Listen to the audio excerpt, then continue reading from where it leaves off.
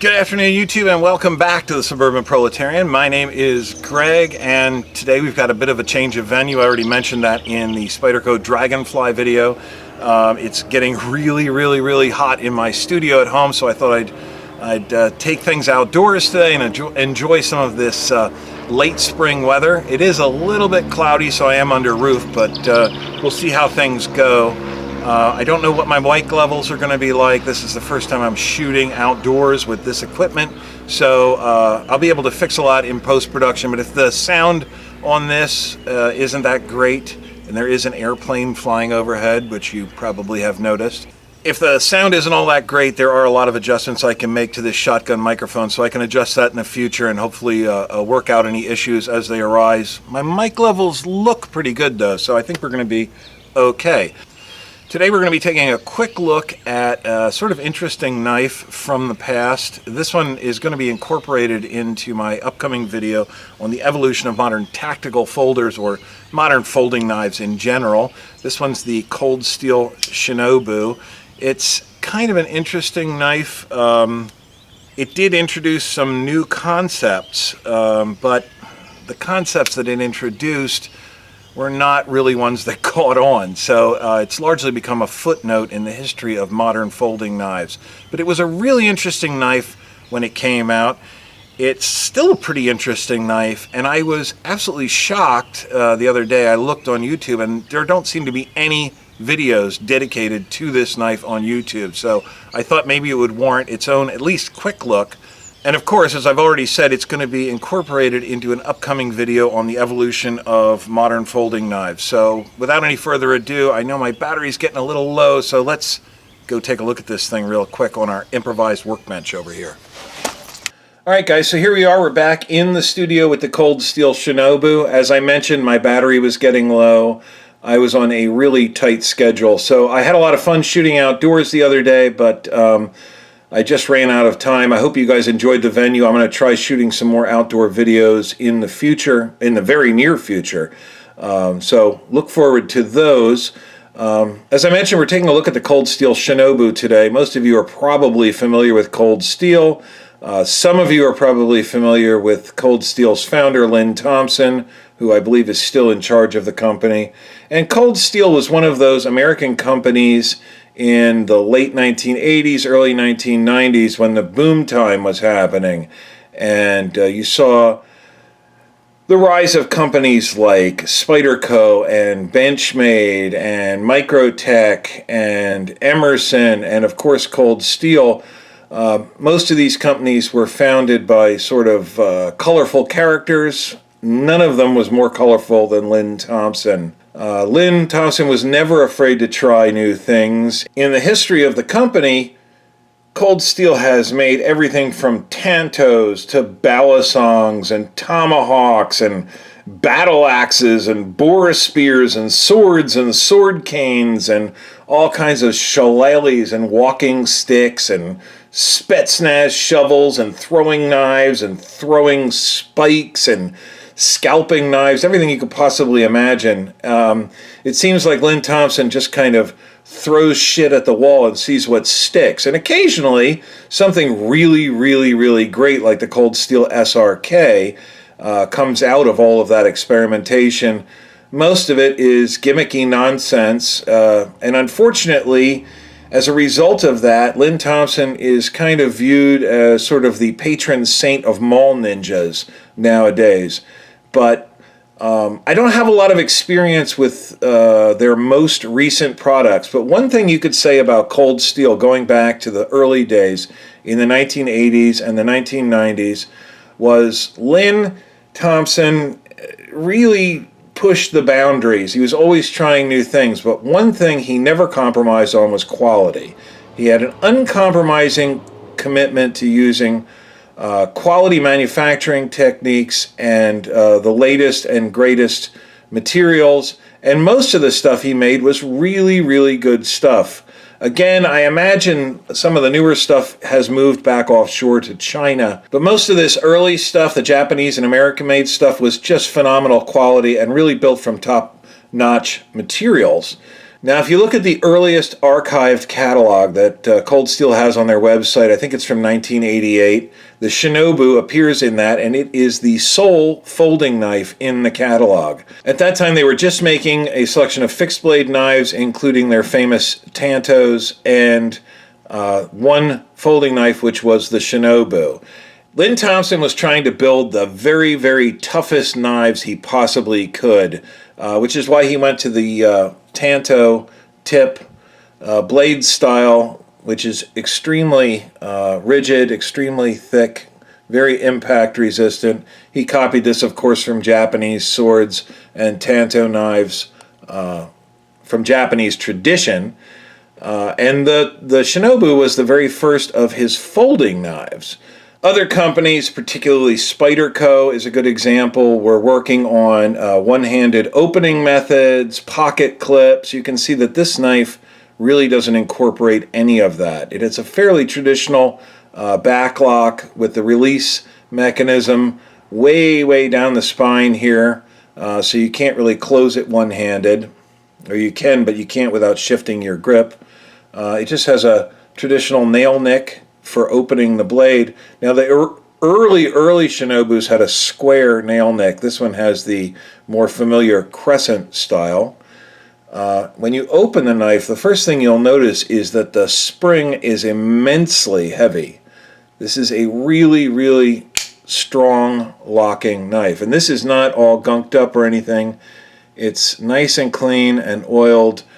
It just opens stiff. And this knife is 30 years old. You can see from the condition of the blade, it's not been sitting in a desk drawer forever. It's been sitting in a desk drawer for a long time, because I very rarely use this knife anymore, but I did use it quite a bit at one point in time.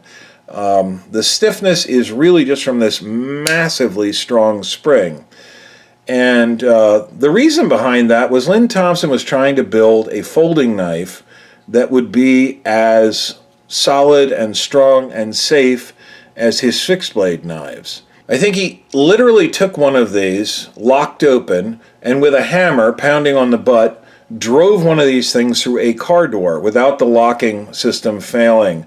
There were all sorts of demonstration videos. He would clamp one of these knives in a bench vise and hang various weights from the lanyard hole. I mean, ridiculous weights, 450, 600 pounds, I don't remember. But the idea was that this knife was meant to be brutally, brutally strong. And another cool thing about this knife, which was incorporated in some of Cold Steel's other knives, was the Sanmai 3 steel. And you can see a line running down about 1/4 of an inch back from the edge of the blade here and on this side, and you can see it running out towards the tip. You may even be able to see the layers in the back. And the reason for that is that this is a laminated steel. Now, Cold Steel was all about materials back in the day, and they were very forthcoming for the most part with the steels they used in their knives. AUS 8A, which is still popular today, not very highly regarded, was an extremely high-end steel in 1990. They used 420J2, they used a carbon steel which they called Carbon V, which is essentially the same as 1095 Crovan. This Sanmai 3 was a proprietary material. In Cold Steel's words, you've got a hard, high-carbon stainless core. That would be the section that actually gets sharpened. And the outer layers are, in their words, tough, spring-tempered stainless. And that's basically all they tell you. I think they didn't want to give away any trade secrets. And again, Sanmai 3, I'm not sure they're making anything from Sanmai 3 anymore. But the idea was you had this hard core which could take and hold a very sharp edge, but the steel would end up being rather brittle.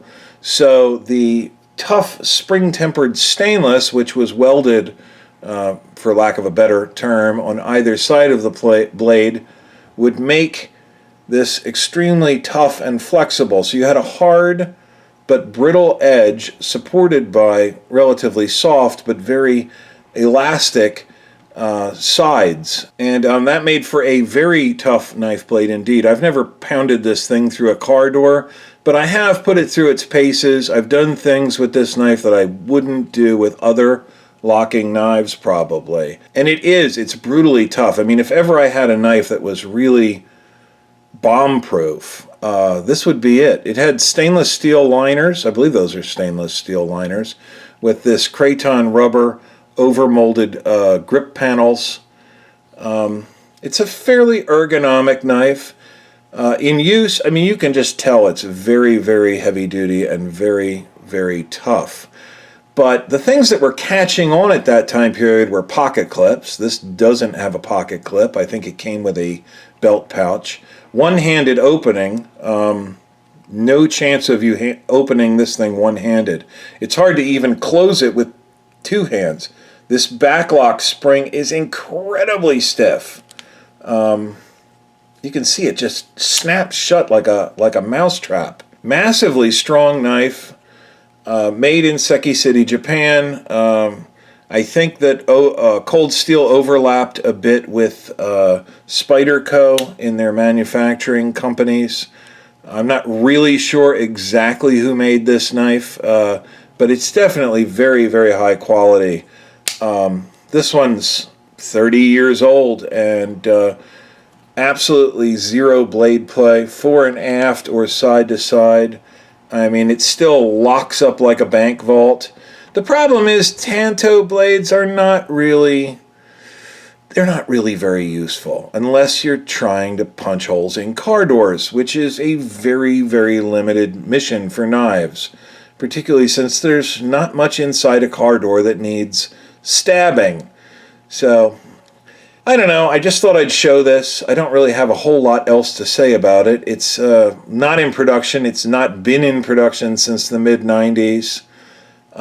It was sort of an exercise, I think, in seeing what you could possibly do with a folding knife. And to that end, it's pretty incredible, but it's not one that I use much anymore. I won't be getting rid of it, but it'll probably live out the rest of its days in a desk drawer.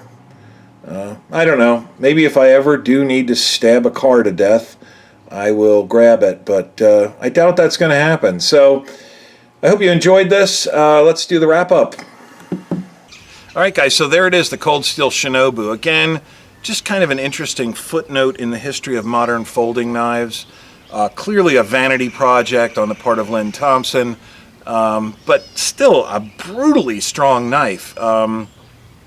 If I needed to use a folding knife to punch holes in 55-gallon oil drums, even today, 30 years later, this is the only knife I would choose for the job. But that is a very, very limited mission for a knife. It's an interesting knife. It's not one that I'll get rid of anytime soon. I don't really even know what the value of it is. I haven't looked at these on eBay in a while, but I'll be holding on to this. It's just a cool knife. It was one of my grail knives when I was young and didn't know anything about knives and what they're supposed to do. I just thought it was really cool, and it's still really cool. If you enjoyed this video, please go ahead and click the like button down below. If you hated it, go ahead and click the dislike button. You will not hurt my feelings, but getting your feedback helps me improve the content of the channel going forward. If you did enjoy this video and you'd like to see more content like this, please, please, please, I am begging you. This is e-begging at its best. Please consider subscribing to my channel. It doesn't cost a penny. It takes a fraction of a second, and it will go a long way to keeping me here on YouTube. YouTube no longer cares about total views. They only care about the number of subscribers you have. So the more subscribers I have, the easier it is for me to stay here making new content for you guys. And when I do that and post it here, I hope to see each and every one of you here at that time. Later, guys.